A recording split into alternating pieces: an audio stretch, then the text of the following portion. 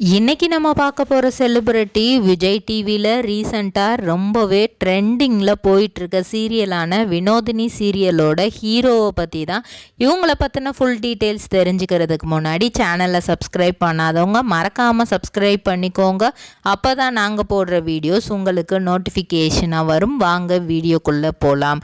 Vinodhini சீரியலோட hero Vasudevan. இவங்கள நம்ம எல்லாருக்குமே நல்லாவே தெரியும். ஏன்னா சன் டிவிலே கிட்டத்தட்ட 9 சீரியலில் இவர் ஹீரோவாக நடிச்சிருக்கிறாரு. இவருடைய உண்மையான பெயர் கிருஷ்ணா.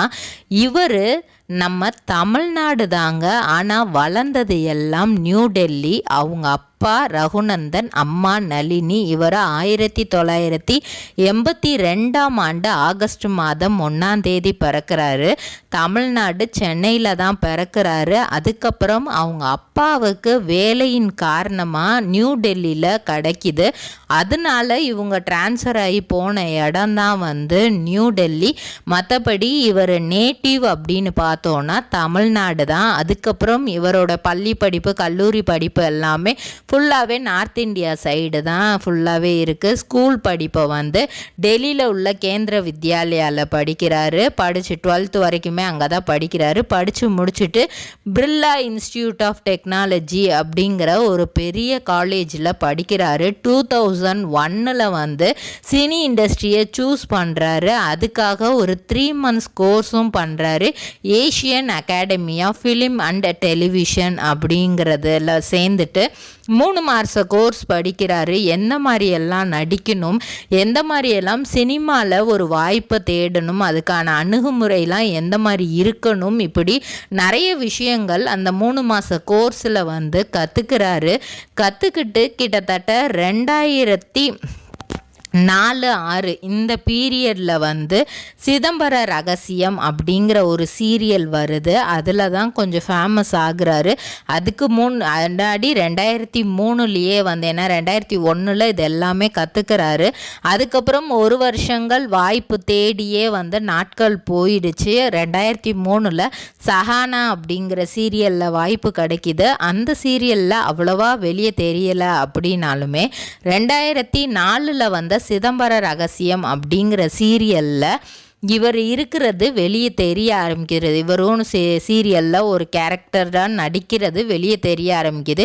ஏன்னா அந்த சீரியல் கிட்டத்தட்ட 2 இயர்ஸாக டெலிகாஸ்ட் ஆச்சு.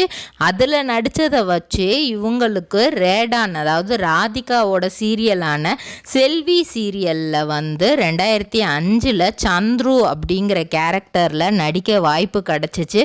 அதை நல்லாவே யூட்டிலைஸ் பண்ணிக்கிட்டாரு. அதில் நல்லா நடிக்கிறத பார்த்துட்டு அடுத்து 2007 கலைஞர் டிவியில் நான் அவள் இல்லை அப்படிங்கிற சீரியலில் முரளி அப்படிங்கிற ரோல் பண்ணார். 2008 ஜெயா டிவியில் அலைப்பாயுதே அப்படிங்கிற சீரியலில் ஸ்ரீகாந்த் அப்படிங்கிற ரோல் பண்ணார். அதுக்கப்புறம் இதய திருடன் அப்படிங்கிற சீரியல் 2006 வந்துச்சு. அதுலேயும் சின்ன சின்ன ரோல், அது ஹீரோ ரோல் மாதிரி இருக்கும், இருந்தாலும் அதில் பெருசாக அவர் ரீச் ஆகலை. அதுக்கப்புறம் சின்ன சின்ன படங்கள்லையும் சின்ன சின்ன ரோல் நடித்தார். நம்ம கமலஹாசன் நடித்த வசூல் ராஜா எம்பிபிஎஸ்ல இவர் ஒரு கேன்சர் பேஷண்ட்டாக வந்திருப்பார். ஜீவா, அப்புறம் அனந்தபுரத்து வீடு அப்படின்னு 2010 வந்துச்சு. அதில் ஜீவாங்கிற ரோல் பண்ணியிருப்பாங்க. இன்னும் சொல்லப்போனால் அதில் இவர் வில்லனாக பண்ணியிருப்பார். இவங்க ஒய்ஃபான சாயா சிங் ஹீரோயினாக பண்ணியிருப்பாங்க. ஏன்னா அந்த டைமில் இவங்க 2012 தான் இவங்களுக்கு சாயா சிங்கோட மேரேஜ் ஆகுது. சிந்து பைரவின்ற ஒரு சீரியல் 2010 பண்ணுறாங்க. அதுக்கு முன்னாடியே 2009 ஈரம் படத்தில் இவர் நடிச்சிருப்பார். 2012 அதுக்கு முன்னாடி ஃப்ரெண்ட்ஷிப் ஏற்படுது. அந்த ஃப்ரெண்ட்ஷிப்பை வீட்டில் சொல்கிறதுக்கு இவருக்கு பயங்கர பயம். ஆனால் சாயா சிங் அவங்க வீட்டில் போயிட்டு ரொம்பவே ஈஸியாக இந்த விஷயத்த சொல்லி சொல்லிடுறாங்க. இவங்கக்கிட்ட வந்து பேசும்போது சொல்கிறாங்க, இந்த மாதிரி எங்கள் வீட்டில் சொல்கிறதுக்கே எனக்கு பயமாக இருக்குது, என்ன சொல்லுவாங்கன்னே தெரியல. இப்போதான் வந்து சினி இண்டஸ்ட்ரிக்குள்ளே வந்து சின்ன சின்ன படங்கள் அதுக்கப்புறம் சீரியல்ஸ் வந்து அடுத்தடுத்து பண்ணிகிட்ருக்கேன். இப்போ போயிட்டு வந்து இந்த மாதிரி ஒரு விஷயம் இருக்குது அப்படின்னு எங்கள் வீட்டில் சொன்னால் அதை எப்படி எடுத்துப்பாங்கன்னு எனக்கு தெரியல அப்படிங்கிற மாதிரி சொல்கிறாங்க. அப்போது சாயா சிங் வந்து ஃப்ரெண்டாக இருக்கும்போதே அவங்க அப்பா அம்மாவை பற்றிலாம் நல்லா தெரியும், அதனால் நானே அவங்க வீட்டில் பேசுகிறேன் அப்படின்ட்டு சாயா சிங்கை அவங்க வீட்டில் பேசி பெர்மிஷனும் வாங்கிடுறாங்க. அதுக்கப்புறம் குடும்பத்தோட சம்மதத்தோடையே 2012 இவங்களுக்கு சாயா சிங்கோட திருமணம் நடக்குது. அதுக்கப்புறம் 2013 தெய்வ மகள் அப்படிங்கிற ஒரு சீரியலில் வந்து வாய்ப்பு கிடைக்கிது. அந்த வாய்ப்புமே வந்து சாயா சிங் மூலியமாக தான் கிடைக்கிது. ஆக்சுவலாக தெய்வ மகள் சீரியலில் ஹீரோயினாக நடிக்கிறதுக்காக சாயா சிங்கை வந்து கேட்டிருக்காங்க. அப்படி ஆடிஷனுக்கு போனப்போ தான் வந்து அந்த கதையில் வந்து இது எனக்கு ஆப்டான கதை இல்லை, பெட்டர் நீங்கள் வந்து என்னோடய ஹஸ்பண்டுக்கு இந்த சான்ஸை நீங்கள் கொடுக்க முடியுமா அப்படின்னு சொல்லி கேட்டிருக்காங்க. அப்போது அந்த டைரக்டர் வந்து அவரை பார்த்துட்டு ஒரு வில்லன் ரோல் இருக்குது, அந்த வில்லன் ரோலுக்கு இவர் ஃபேஸ் கரெக்டாக இருக்கும், நீங்கள் பண்ணுறீங்களா அப்படின்னு கேட்டப்போ வந்து அவர் சொல்லியிருக்காரு, ஹீரோயினாக என் ஒய்ஃப் பண்ணட்டும், வில்லனாக நான் பண்ணுறேன் அப்படின்னு சொல்லியிருக்கிறாரு. ஆனால் அவங்க ஒய்ஃப் சாயா சிங் என்ன சொல்லிட்டாங்கன்னா, நான் இப்போதைக்கு நடிக்கலை, நான் ஃபேமிலியை நான் பார்த்துக்கிறேன், நீ வந்து நடி, ஆனால் வந்து வில்லனாக இல்லை ஹீரோவாக தான் கண்டிப்பாக பண்ணணும், ஹீரோங்கிற ரோல் கொடுத்தா வந்து பண்ணு, இல்லைன்னா பண்ண தேவையில்ல அப்படிங்கிற மாதிரி ஸ்ட்ரிக்டாக சொல்லியிருக்கிறாங்க. ஸோ அந்த டைரக்டர்கிட்ட திரும்ப போய் இவங்க இது பண்ணுறாங்க, இந்த மாதிரி வில்லன்னா நான் அந்த இது நடிக்க விரும்பலை, நான் நிறைய சீரியலில் இதுக்கு முன்னாடி வந்து ஹீரோவாகவும் பண்ணியிருக்கேன், ஸோ இதில் ஹீரோன்ற சான்ஸ் கொடுத்தீங்கன்னா நான் பண்ணுறேன், இல்லைன்னா வேணாம் அப்படிங்கிற மாதிரி சொல்லிட்டாங்களாம். ஸோ இப்படி கிடச்சது தான் பிரகாஷ் அப்படிங்கிற ரோலு. கிட்டத்தட்ட அந்த பிரகாஷுங்கிற ரோலு இப்போ வரைக்கும் மக்கள் மத்தியில் பேசப்படுது.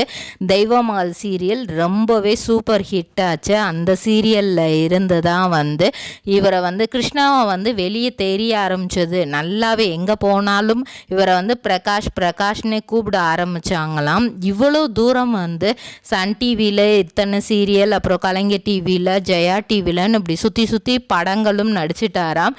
இருந்தாலும் இவருக்கு இன்னும் வந்து தமிழ் எழுத படிக்க தெரியலையாம். தமிழ் வந்து பேசுகிறதுக்கே வந்து தமிழ் பேசுகிறதுக்கு வரும், ஆனால் எழுத படிக்கிறது வந்து இன்னும் பெருசாக கற்றுக்கலையாம். அது வந்து நானே அதை வந்து ஒரு ஷேமாக ஃபீல் பண்ணுறேன். இவ்வளோ நாட்கள் ஆயிடுச்சு, இவ்வளோ வருஷங்கள் ஆயிடுச்சு, இன்னும் நம்மளுக்கு வந்து தமிழ் வந்து சரிவர எழுத படிக்க தெரியலையே.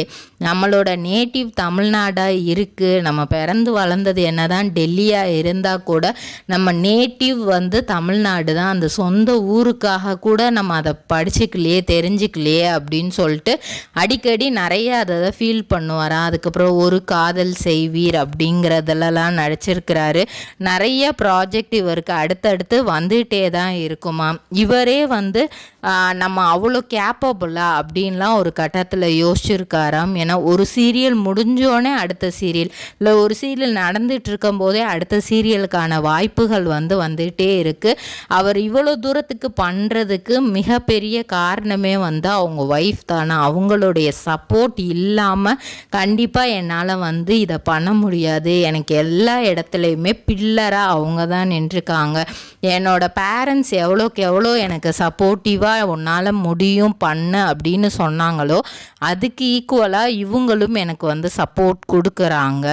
அது அவங்க இல்லை அப்படின்னா இத்தனை ப்ராஜெக்ட் கிடச்சிருக்குமா, முக்கியமாக தெய்வமகள் கிடச்சிருக்குமா அப்படிங்கிறதே எனக்கு தெரியல அப்படிங்கிற மாதிரி சொல்லியிருக்காரு பல இன்டர்வியூஸில். அதுக்கப்புறம் 2020 நாயகி அப்படிங்கிற சீரியலில் எழில் அப்படிங்கிற ரோல் பண்ணியிருக்காரு. அதுக்கப்புறம் அதுக்கு முன்னாடி 2019 இவங்க 2 பேருமே சேர்ந்து ரன் அப்படிங்கிற ஒரு சீரியல் நடித்தாங்க. அந்த சீரியல் பார்க்கவே கொஞ்சம் டிஃப்ரெண்ட்டாகவே இருந்துச்சு.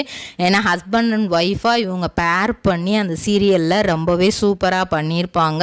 அது பண்ணதுக்கப்புறம் தான் நாயகி சீரியலில் எழிலா பண்ணார். அதுக்கப்புறம் தாலாட்டு அப்படிங்கிற சீரியல் பண்ணார். டோட்டலாக வந்து சன் டிவியே வந்து இவருக்கு கிட்டத்தட்ட 9 ப்ராஜெக்ட் கொடுத்துருக்கு. என்னதான் மற்ற சேனல்ஸ் இவருக்கு கொடுத்துருந்தாலுமே சன் டிவியை வந்து எப்போவுமே அவர் மறக்க மாட்டாராம். ஏன்னா வந்து அந்த ஒரு படத்துக்கான சான்ஸ் அப்படிங்கிறது வந்து சன் டிவி சீரியலில் ஃபேமஸ் ஆனதுக்கு அப்புறம் தான் கிடச்சிச்சு. முக்கியமாக செல்வி சீரியல்லாம் வந்து எனக்கு நிறையாவே என்னோட ரோல் வந்து நிறையா இருந்ததுனால என்ன நான் இன்னும் மெருகுபடுத்திக்கிற முடிஞ்சிச்சு. ஒவ்வொரு இடத்துலையுமே என்ன நான் டெவலப் பண்ணிக்கிற முடிஞ்சு. ஒரு சீரியல்லேருந்து இன்னொரு சீரியல் வரும்போது அதோட கேரக்டர் அதில் வில்லனாக நடித்தா கூட இந்த மாதிரி நான் இருக்கவே கூடாது அப்படின்னு நினப்பாராம். அதே மாதிரி அவங்களோட கல்யாணத்தில் இல்லை அவர் லைஃப்பில் ரொம்பவே மறக்க முடியாத ஒரு பர்சன் அப்படின்னா டைரக்டர் கே பாலச்சந்தர் அவர்கள் தானாம். ஏன்னா வந்து மேரேஜுக்கெலாம் அவர் வருவாருன்னு எதிர்பார்க்கவே இல்லையாம். இன்வைட் பண்ணியிருந்தாங்களாம். பட் அவர் வந்து சர்ப்ரைஸ் கொடுப்பாருன்ட்டு இவர் எதிர்பார்க்கவே இல்லையா. அந்த அளவுக்கு ஏன்னா அந்த டைமில் வந்து சாயா சிங் ரொம்ப ஃபேமஸாக இருந்தாங்க. அதனால் வந்து எல்லா சினி இண்டஸ்ட்ரியில் இருக்கிற எல்லாருமே வந்து வந்திருந்தாங்க. அதில் டைரக்டர் கே பாலச்சந்தர் அவர்களும் வந்திருப்பாங்க. ஸோ அதுக்கப்புறம் இப்போது வினோதினி சீரியலில் வந்து ரொம்பவே பரபரப்பான ஒரு கட்டம் தான் போயிட்டுருக்கு. இவங்க வினோதினி கிட்ட வந்து அந்த விஷயங்களை வந்து கேட்பாங்களா, அதாவது அவங்க அம்மாவுக்கு வந்து இவங்க 2 பேரையும் மேரேஜ் பண்ணி வச்சுட்டா நல்லது அப்படிங்கிற மாதிரி தோணுது. அந்த விஷயத்த வாசுதேவன் வினோதினி கிட்ட கேட்பாங்களா மாட்டாங்களா, 2 பேரும் என்ன பேசிக்கிடுவாங்க அப்படிங்கிறது தான் அடுத்தடுத்த கதை கட்டமாக இருக்குது. அதில் இவருக்கு டாக்டராக நடிக்கிற திவ்யா அப்படிங்கிறவங்க ரொம்பவே சூப்பராக நடிச்சிட்ருக்காங்க. அவங்கள பார்த்து இவர் நிறையாவே இன்ஸ்பயர் ஆகிருக்காராம். அது மட்டும் இல்லாமல் நீ ஃப்யூச்சரில் பெரிய ஹீரோயினாக வருவ அப்படின்ட்டு அந்த பொண்ணையும் இவர் எப்போவுமே என்கரேஜ் பண்ணிகிட்டே இருப்பாராம். இதே மாதிரி பல செலிப்ரிட்டிஸோட பயோகிராஃபி தெரிஞ்சுக்கிற சேனலை மறக்காமல் சப்ஸ்கிரைப் பண்ணிக்கோங்க. சொந்தமாக தொழில் தொடங்கணும்னு ஆசையா, ஆனால் முதலீடு நினச்சி கவலையாக இருக்கா? கவலை விடுங்க. ஆர்ஆர்ஆர் ட்ரேடிங் கம்பெனி இப்போ உங்களை ஒரு வெற்றிகரமான பிஸ்னஸ் மேனாக மாற்ற ரெடியாக இருக்கும். முக்கிய அம்சங்கள் என்னென்னா, பாக்குமட்டை தட்டு தயாரிப்பு தொழில் ரொம்ப சிம்பிள், ஆனால் லாபம் அதிகம். நாங்களே லோனும் அரேஞ்ச் பண்ணி தரோம். இதில் ஸ்பெஷல் என்னென்னா 25% 35% வரைக்கும் மானியமும் கிடைக்கும். உயர்தர மிஷின்ஸ் மற்றும் தரமான ரா மெட்டீரியல்ஸ் வருஷம் முழுக்க நாங்களே சப்ளை பண்ணிடுவோம். நீங்கள் தயாரிக்கிற தட்டுக்களை நாங்களே நேரடியாக வாங்கிக்கிறோம். வாழ்க்கையில் ஜெயிக்க இதுதான் சரியான நேரம். உடனே கால் பண்ணுங்க. தொடர்புக்கு 8015983336. ஆர்ஆர்ஆர் ட்ரேடிங் கம்பெனி, உங்கள் முன்னேற்றத்திற்கு எங்களது கரம்.